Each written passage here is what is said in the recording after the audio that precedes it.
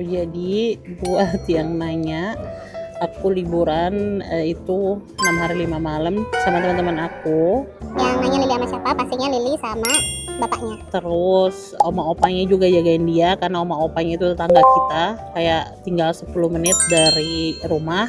Terus Lili itu daycare dari jam 8 sampai jam 2. Itu bapaknya yang nganterin, terus ntar dijemput sama oma opanya. Jadi aku tuh sama suami aku si Mishi, jadi kita bagi-bagi tugas. Jadi bukan aku aja yang harus jaga Lili, jadi aku bisa pergi juga, dan Mishi juga bisa pergi juga sih, dia sama teman-temannya kalau dia mau pergi kemana holiday. Jadi kita bukan yang kayak Aku yang harus jaga selalu si Lili. Jadi bukan harus aku yang 100% jaga Lili. Terus kita bisa juga bawa Lili kadang-kadang kalau kita main pergi kemana-mana, karena teman-teman aku juga udah pada kenal Lili. Jadi buat kalian yang nanya, bisa sih pergi sama anaknya? Iya bisa dong, kan masih ada bapaknya, bukan harus mamanya doang yang jaga gitu.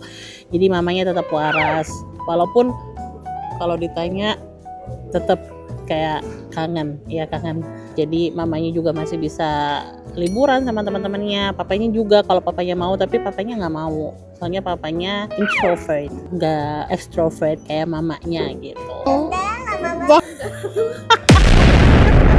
Kalau misalnya weekend malah lebih sering sama ayahnya sama bapaknya sama si Mihi. Si Lili itu karena aku juga kadang-kadang weekend itu sebulan sekali atau sampai sebulan 2 kali aku kerja. Jadi Sabtu itu pasti Lili kalau aku kerja sama bapaknya. Terus kayak si Mishi atau bapaknya juga nggak ada masalah sih. Jadi namanya anak bersama, ya jaganya bareng-bareng ya kan. Ya udah gitu aja sih buat yang nanyain. Mamanya kok pergi nggak bawa sama anaknya? Ya anaknya di rumah sama bapaknya. Bapaknya masih ada. Jadi mamanya bisa pergi, anaknya sama bapaknya gitu. Ya udah, cus.